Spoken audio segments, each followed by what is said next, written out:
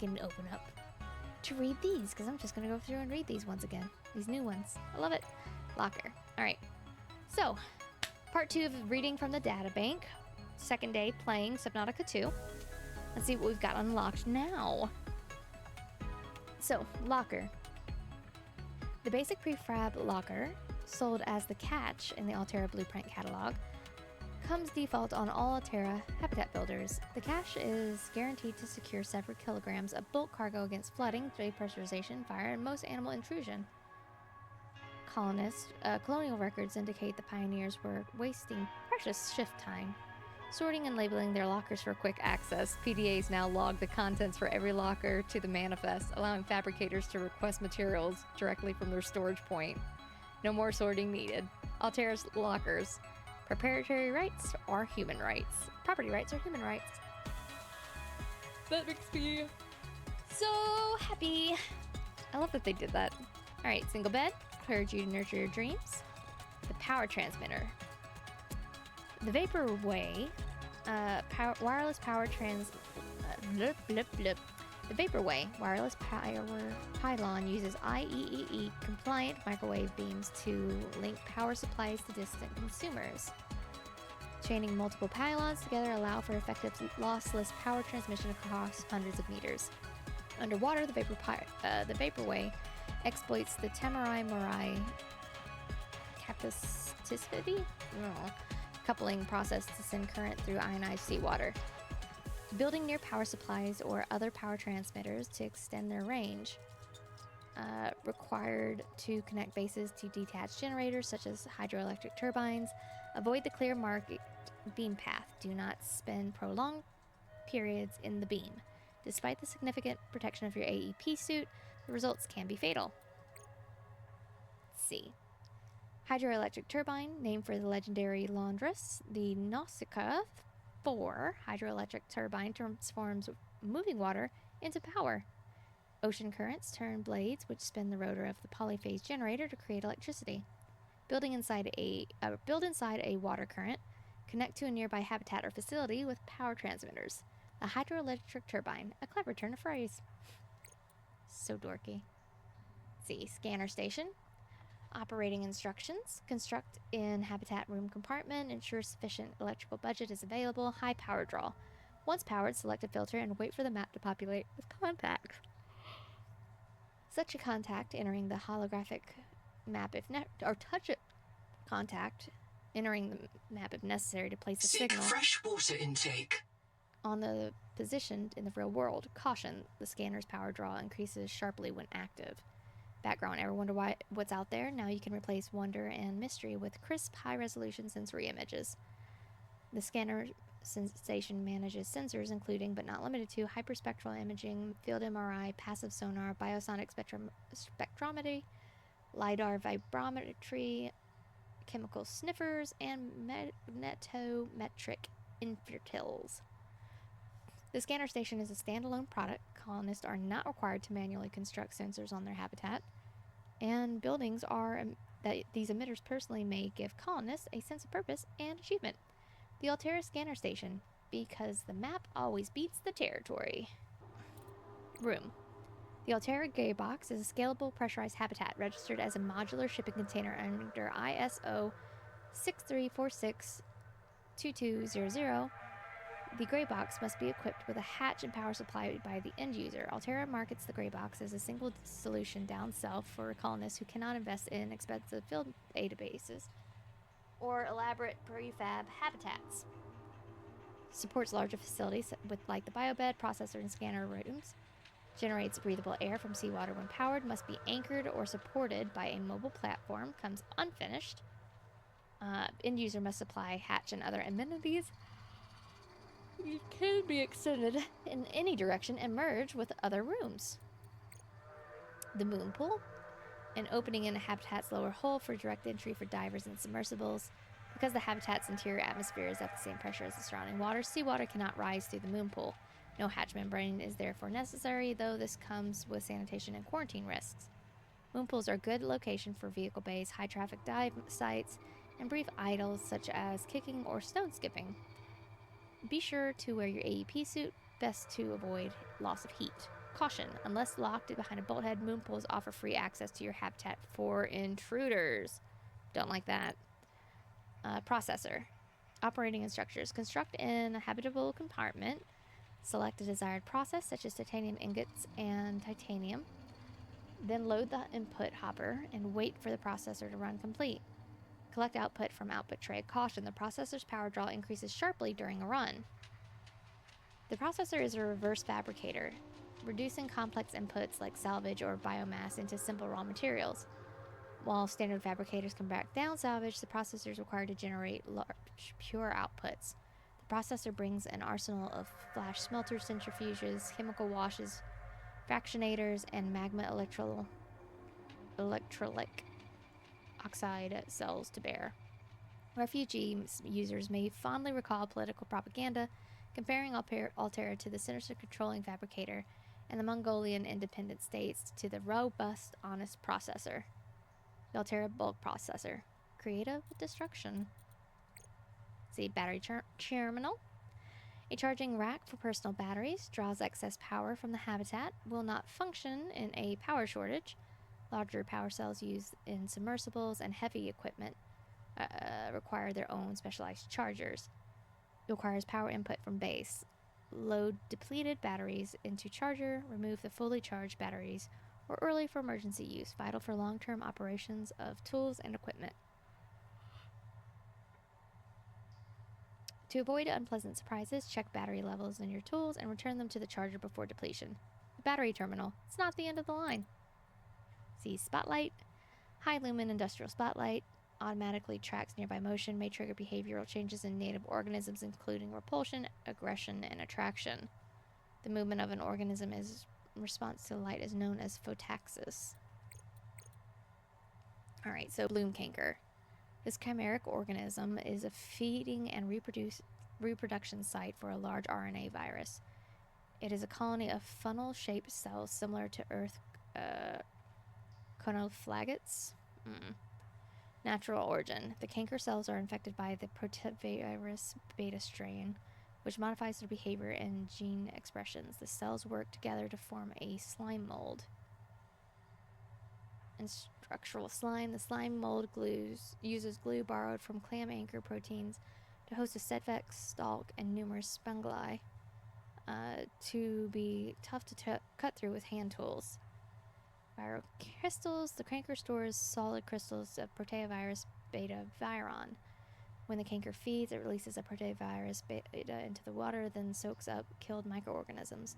These crystals are valuable for high-frequency sonic resonance. Network effect. The canker grows toward other infected organisms, transferring nutrients and electrical current. If the viral bloom ecosystem is a body, these cankers are both the mouth and the gonad. Protective shell. Cankers grow a tough crab shell using genes from other Proteavirus beta infected organisms. Pores in the shell provide excellent sonic insulation.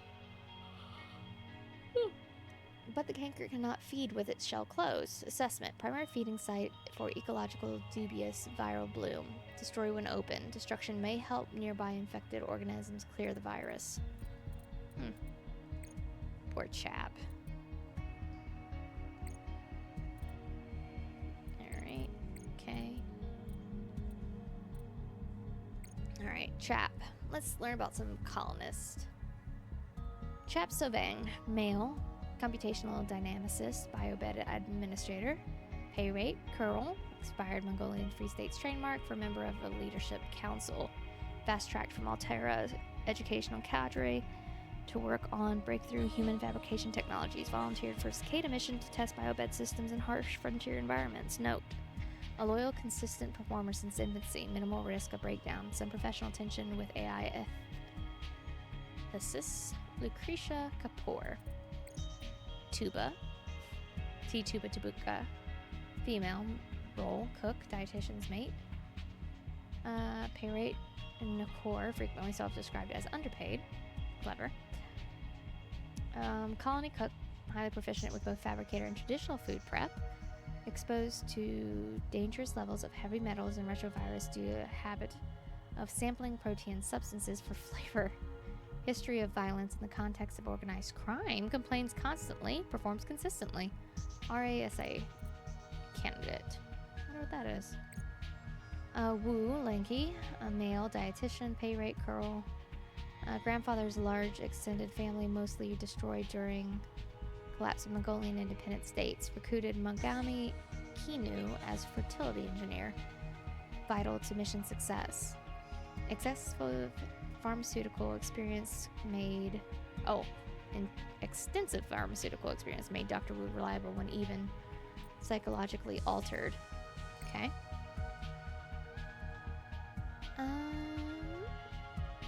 Sea Mantis, EVA engineer, lead diver. Seek caloric intake.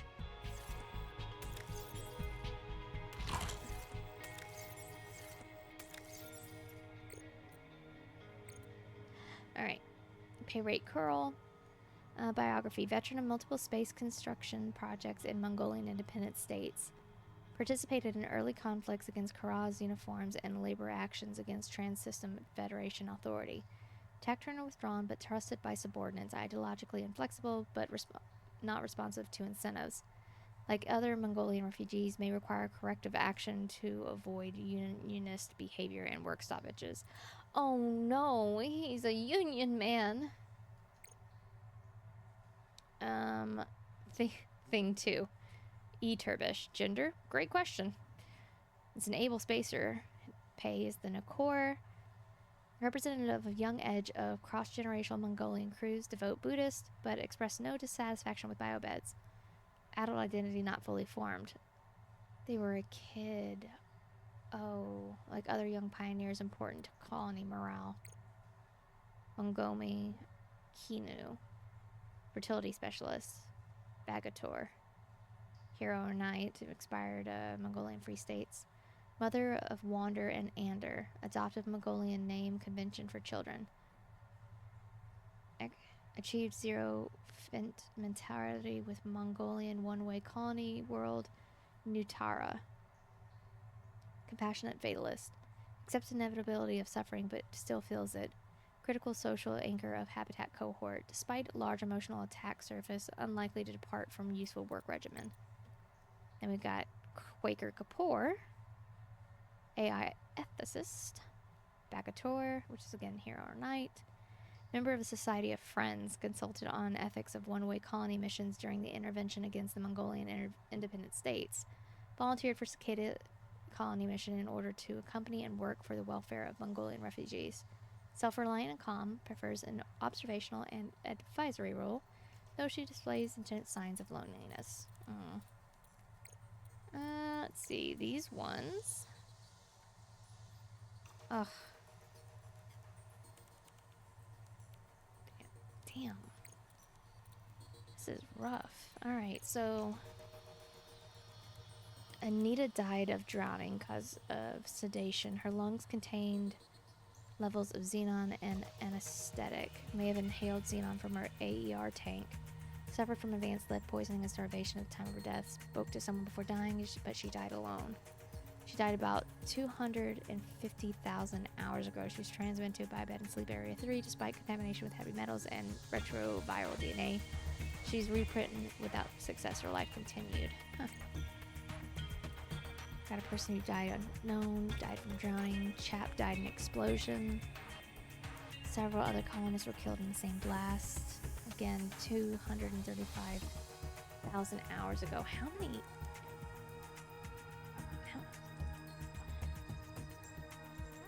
long is that?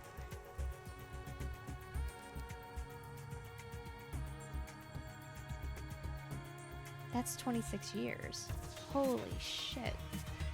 Okay, so we were right in our assumption earlier that this has been going on for a really long time. Chap's black box was marked Do Not Print shortly before his death. The status was applied by the Habitat Knower node. The Kurtai lab was corrupted by cannot be retrieved. Tuba died of dehydration, was cornered in a compartment by a marrow breach outside, died alone, died again 26 years prior. Black box transmitted to an unknown biobed. Dr. Wu drowned after an explosion caused a fire in the habitat, experiencing moderate starvation. Heavy metal poisoning. The other colonists were killed in the blast or drowned immediately afterwards. Mantis died in an explosion, severe starvation, advanced heavy metal poisoning. Again, they were marked do not reprint. Huh. Interesting. Kid died because of the explosion. Moderate starvation. Advanced heavy metal poisoning.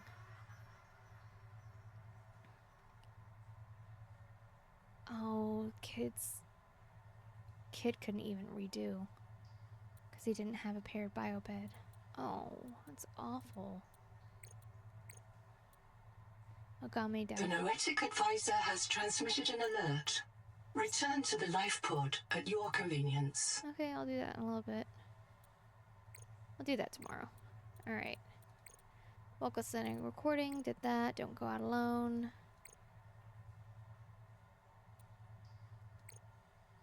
Okay.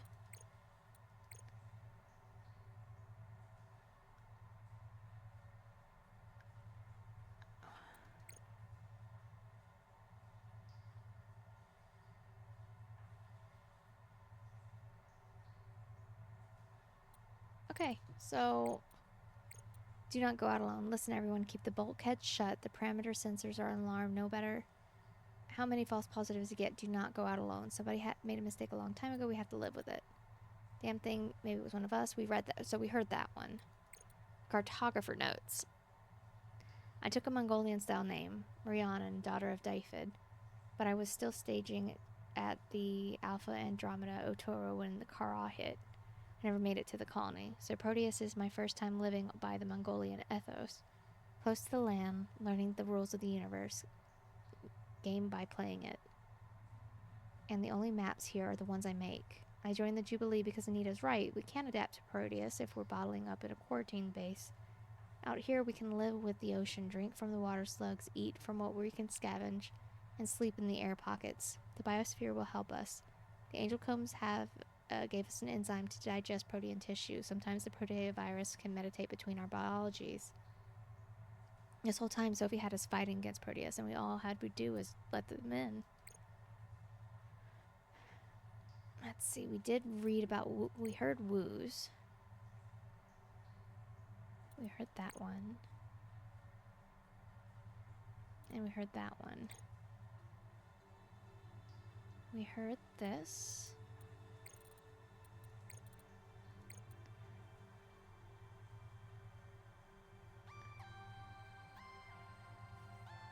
Okay, so programmable detonator. Nakota. Welcome, Nahima. Demolition aid. Charge it. So somebody at least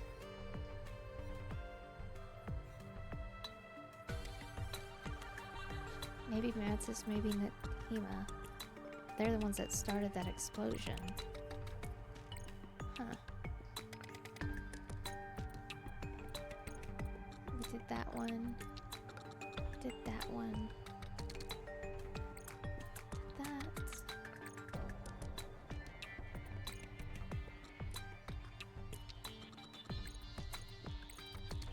Okay.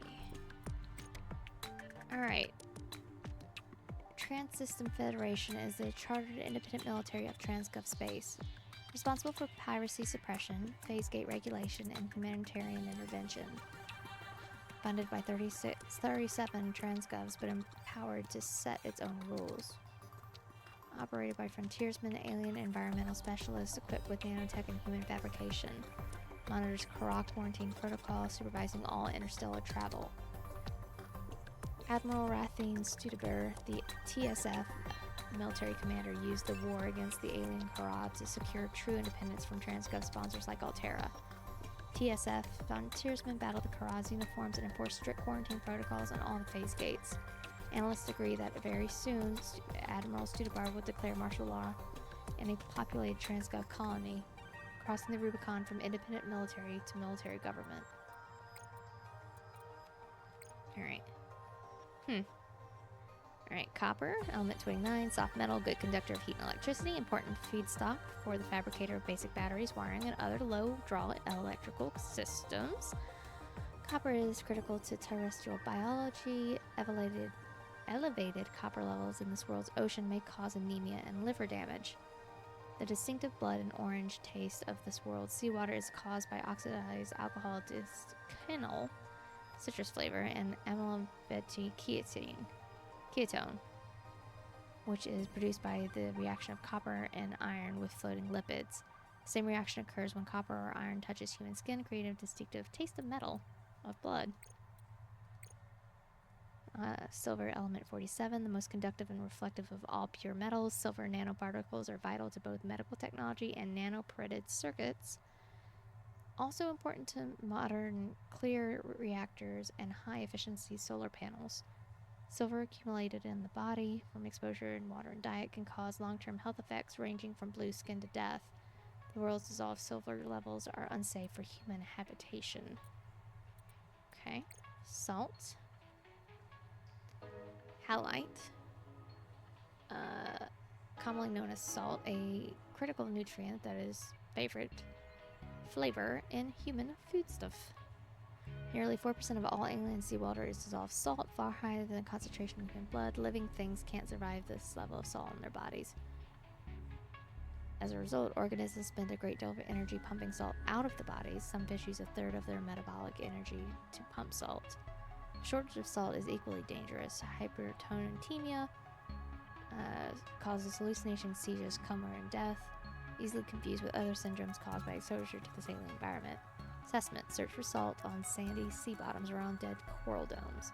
Note. Pools of salt brine may occur at the seafloor.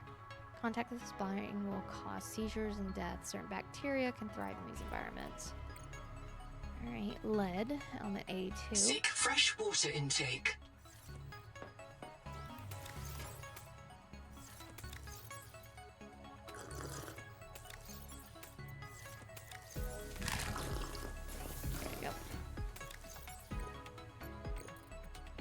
Alright, lead, element 82. A dense metal with the heaviest stable element found in many ores. Useful in construction alloy, ballast, radiation shielding, and some very large batteries.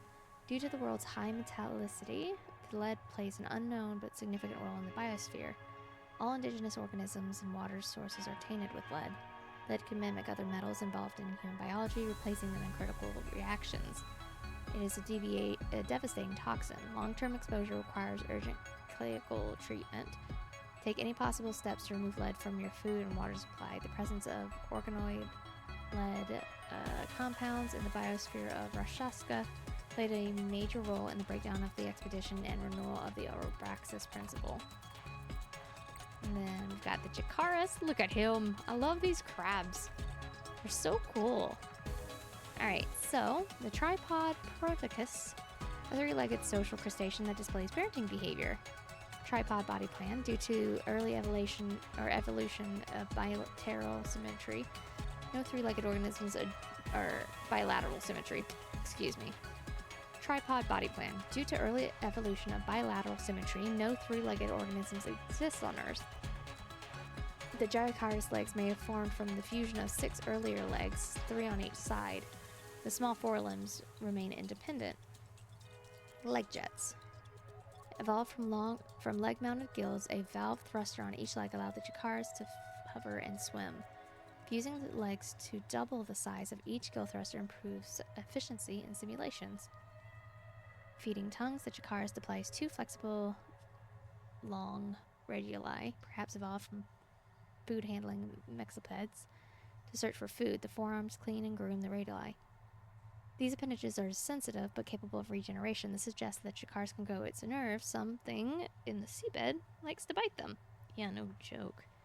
The Jetocaris carries and protects juveniles of the same species, and its expressive body language suggests a dense social life. Spectrogenetic analysis indicates that some juveniles are adopted. They are not genetic offsprings of the carrier.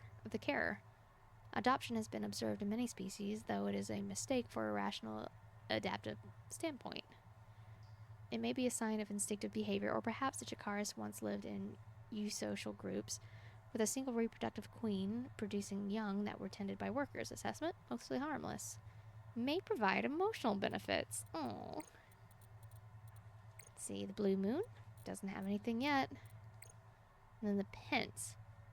Database generation halt. User facing error. The scanned entity Pent is not alive. Contains no cells, no genetic material, no water chemistry. Resuming generation. Gross traits. The Pent is a soft, waxy body that contains a bath of sulfuric acid. Heat is provided by a lining of radioactive elements. Internal chemistry shows no sign of protein sequencing, though there are complex fatty acids partitioned into compartments by fat bubbles. Internal chemical reactions are sluggish. If it were alive, it would be dying. Geological formation? Some geological formations, such as rock varnish, may be mistaken for life. The Noetic Advisor has transmitted an alert. Return to the life pod at your convenience. The Pent could be a similar phenomenon, a self-organized but non-living structure. Shadow biosphere? Although more remotely, the Pent may be the product of a shadow biosphere, a parallel form of life on this world which operates in a distinct chemical basis. The Pent more closely resembles life forms discovered in the atmosphere of Venus than any terrestrial organism. It is enigmatic. Waiting further updates. Let's see. The toxic sponge, a hateful and malicious sponge, assessing PDA neural temperature, reducing output sensitivity. Sponge of dying mist, a dangerous semi-predator sponge that acts like a central node in a necrobiome. Sponge cultivates bacteria which secretes harmful helpful chemicals. At some point in its history, the toxic sponge was infected by a bacterial symbiote which generated a powerful antibiotic akin to the human Streptomyces. The bacterium used in the antibiotic to extinguish competition then began to internal power struggle to evolve compounds that could destroy rival strains of its own species. The result is a sponge flushed with an antibiotic so concentrated it causes skin burns and nerve damage. Touch-based hunting strategy. When brushed, the sponge contracts, sharply expelling a cloud of antibiotic toxin. Microorganisms are killed and larger species may either convulse and die nearby. The dead matter decomposes, releasing nutrients upon which the sponge feeds. The toxic sponge genetic code contains fragments of an animal genome, likely a crustacean. Keep medical supplies on hand for burns and avoid those suckers. Alright, the Macaron Sponge, a sponge that has developed a disc of phalange feeding cells named from the dessert sandwich cookie. Hardened plates instead of the sponge's inner and outer layers being normal, the Macaron develops two hard plates of pentacoderm. These anchor the feeding disc to a holdfast feeding disc. The sponge's mesophyll, or internal jelly, has specialized into feeding disc with tentacled cells that pull particles from the surrounding seawater. This leaves the dedicated jelly vulnerable to predators and parasites.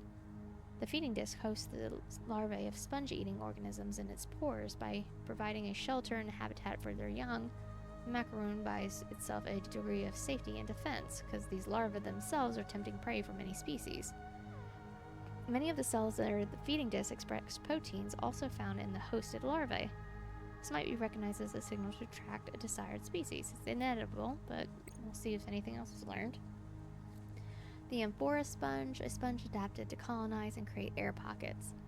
The amphora-shaped sponge. Like all sponges, the amphora creates constant flow through its pores to survive, but it pumps air through rather than water. Contraction and expansion forces moist air through the sponge's pores.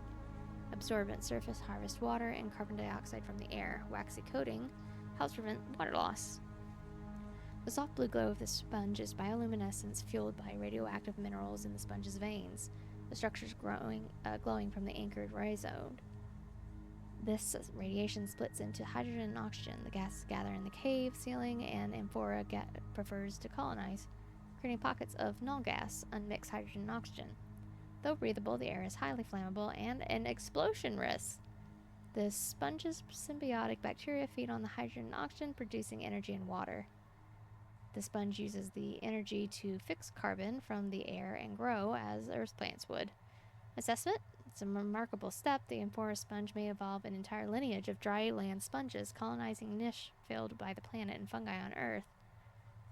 Indicates the presence of an air pocket. Swim up to breathe, but do not ignite flares or discharge electrical devices. I kind of want to do that, though. Let's see. Pairing species of a sponge and a coral for the Pebbled Sporal. Single chimeric organism. Reef building of the world seems to be carried by a range of sponge-coral pairings. In hard corals, the sponge has lost its ability to feed independently and provides a hard shell for the corals. In this organism, the relationship is reversed. The coral polyps grow a hard shell out, while the sponge continues to pump water. Because the hard shell blocks the sponge's pores, they work in pairs, with one inhaling through its osculum and the other one exhaling. Frequently found on the surface of larger dome corals, blocking patches of its surface from receiving sunlight. This may be an opportunistic parasitic relationship. Both coral polyps and sponge cells seem to carry the full genome of both organisms, blurring the definition of a species. It's unknown how a single organism can contain genomes for two biologically distinct species. The two can't reproduce sexually to combine their genes. See, the Crabbage Shootroot, robust bottom-dwelling parasite, anatomically similar to a parasite again, or to a starfish again. Crabbage Shootroot outward-facing mouth is surrounded by outstretched arms. These arms are hard, tightly grouped, and partially calcified and covered in tough biopolymer characteristic of other shootroots. These arms produce a cabbage leaf texture that gives the shootroot its name. A second set of arms uses ribbons of the same tough biopolymer to dig into the seabed, stirring up sediment and expanding cracks in the rock. This is a difficult and metabolically expensive process, but it is a niche with little competition. The cabbage shootroots do not use its mouth to eat, or its hard leaf-like arms to feed. These surfaces seem to be reserved for a symbiotic partner. The cabbage's shootroots use its mouth to transfer nutrients gathered by its roots to the symbiotes, and to receive a trickle of food or chemistry in exchange. Like all shootroots, the cabbage shootroot is notable for its expression of a circular nerve cord. Don't sit, you may receive nutrients. See, Dangling Salp, which looks so cool. A sticky suspension feeding predator that captures organisms from the current. Like Elp salps, this is a colony of zoids, tiny cloned animals, that form a long tube-like pump. The salp draws in water to filter for plankton. The holdfast that anchors the feeding string is secreted by the same zoids that make up the rest of the organism. Spectrogenetic analysis detects proteins similar to those expressed by reef-building sponges and corals. Terrestrial saps can produce fairly quickly, allowing them to grow with and devour sudden bloom of algae. If the algae bloom is too intense, the salps may clog. Maybe a useful indicator of ecological stress. Okay.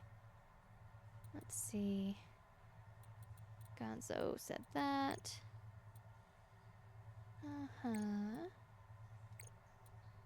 We found those. Ugh. Let's see. Proteavirus. The Crabteratoma site provides insight to the behavior of the proteavirus. The proteavirus can reprogram the cells of one organism, coral, to behave as and become cells of another, the coral crab. This is biologically implausible, nonetheless it occurs. Horizontal gene transfer is the exchange of DNA between organisms other than parent and child.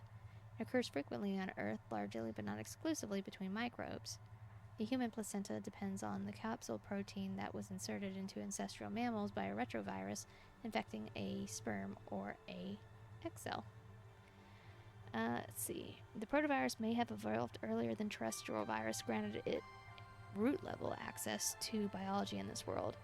If it constantly exchanges genes between species, it may increase the pace of evolution, allowing natural selection to be more rapidly search of space of all possible life forms for the best adaptations. but most changes are destructive, not helpful. While viruses are common and evolutionarily important, they are parasites and ultimately consume the host resources for little return. A healthy ecosystem should... Ooh, we've got a break in it. Huh. Manage its viral infections into productive roles. Ambiguous. Proteavirus may live life on this world with an evolutionary advantage. The cost of pervasive viral infection. See, the proteavirus is a large retrovirus discovered in seawater on this world, radically dissimilar to terrestrial life. Complex genetic structure, codones of 4 base pairs compared to terrestrial DNA's 3. The core viral genome is 1.4 million base pairs stored in numerical strands. Large for an RNA virus. Rapid change to RNA confirmation prevent further analysis. Accessory genomes contain sequencing from infected organisms. Function unknown. The viral capsule is built for a polymer commonly produced by life on this world. The human immune system... The Noetic Advisor has transmitted an alert. Return to the life pod at your convenience. The human's immune system cannot lyse this polymer, so Proteavirus will resist immune reaction. But because Proteavirus does not share a genetic code with human life, there's no risk of cross-infection. Oh, cool, so we won't get infected with it. Alright, that's cool. Wait, no, Okay. Let's see. Medical risks. So everyone understands what we're dealing with. Not a big problem. Kara, despite early false alarms about viral DNA, the planet is uninfected or immune. Xenon. Trace xenon may contaminate air tank, causes narcosis, sedation, death. B12 deficiency. Calbine was never evolved here. Deficiency causes beefy tongue, ataxia, and death. Not a problem until we live long enough for it to matter. Pervasive viremia. Seawater contains enormous concentrations of large RNA virus, nicknamed proteavirus. Should not be able to replicate in human cells. Monitor it, though. Now, the big problems. GI issues. Humans can't digest protein in tissue. Causes intestinal crystals and gout. Nita believes that angel comb will donate digestive enzymes, but this may cause Mayfield. Heavy metal poisoning. The biosphere is full of lead, mercury, arsenic, cadmium, thallium, and worse. Progressive nerve and organ failure within 3 months. No treatment. We have to find a fix.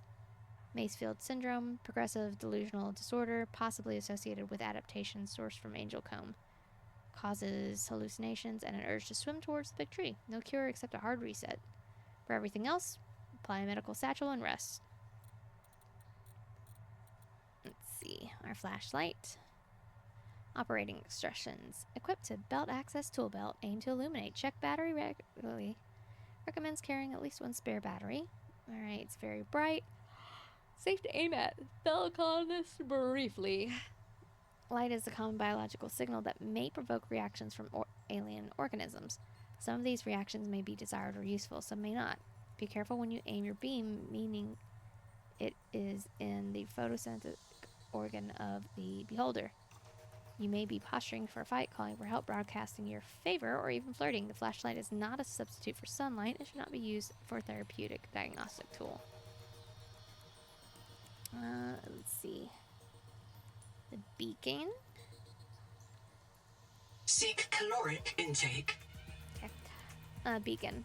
Marks its possession with the signal on your hood, useful for a warning, mapping tool, or reminder for further exploration. Construct or deconstruct with the habitat builder tool, interact with the renames, and then pick up to carry. The dual model radioacoustic beacon is a classic, robust navigational aid for pioneers. The beacon broadcasts a VHF radio signal above water and an acoustic pulse when submerged. Construction with builder tool to mark points of interest, navigational references. Maintain neutral buoyancy with air bladders. Rename or disable them on your PDA. Let's see. Ooh, now we get to the good stuff. Let me eat something real quick.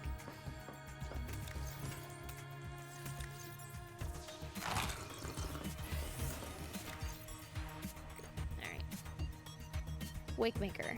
Equipped to access tool belt, active only when selected. Extend arms to move position. Replace battery when discharged. a personal DPV, diver propulsion vehicle, for long-distance transit outside a submarine without constant finning. The arm-mounted form factors improve maneuverability in tight spaces and prevents pioneers from losing the DPV during stressful situations. Not fully hands-free, but allows inventory management, item pickup, and routine touching and scratching. Do not throttle the Wakeman until your hands are fully extended in the movement position. Allegations that the Wakeman is whisk-mounted so that it can steer expired colonists back to biobeds for recycling are ghoulish and false. User experiences remains the designated team's North Star. That's horrifying. The portable locker. Construction with building tools, carry the handles, automatically feeds resources to nearby fabricators and habitat filters. Can be mounted on hard points at vehicles' bases, adding extra storage space. The best in case watertight storage. Enclosures for tools, resources, nutrition, and miscellaneous belongings. Maintains neutral buoyancy no matter how heavy, 99% guaranteed. Communicates with your PDA to locate materials for fabricator recipes, so you can get back to doing what you do best, filling up more lockers. I mean, it's so true. And then last but not least, the Sonic Resonator. Aim at a target, such as a resource deposit or attacking predator, and depress the trigger to charge a sonic pulse. Releases an emit pulse. Against solid crystalline objects, use the pulse when the reticle closes to shatter. Valid targets trigger an icon in your HUD, prompting you to equip and use the Resonator. Common targets include large sources and viral crystals. This is not an approved Altera product. This PDA cannot offer guarantees or performance or safety. Replace batteries when depleted. The Sonic Resonator is a modified propulsion-repulsion cannon chassis carrying a phase array sonar. The sonar's equipment and mechanical principles are simple and easily fabricated, but distinct from any known design pattern. Either the sonar was invented from first principles by a particularly brilliant colonist, or was derived from non-human technology. The Resonator is generally non-lethal. Its pulse may deter attackers, but will not cause long-term harm unless the attacker is a solid crystalline object. The exception is biomass infected by bloom virus, which the Resonator is tuned to destroy. Speculative development suggests several possible improvements to the device, perhaps culmination in a SACER, an acoustic laser. Do not discharge towards other colonists. Hearing protection recommended for prolonged use.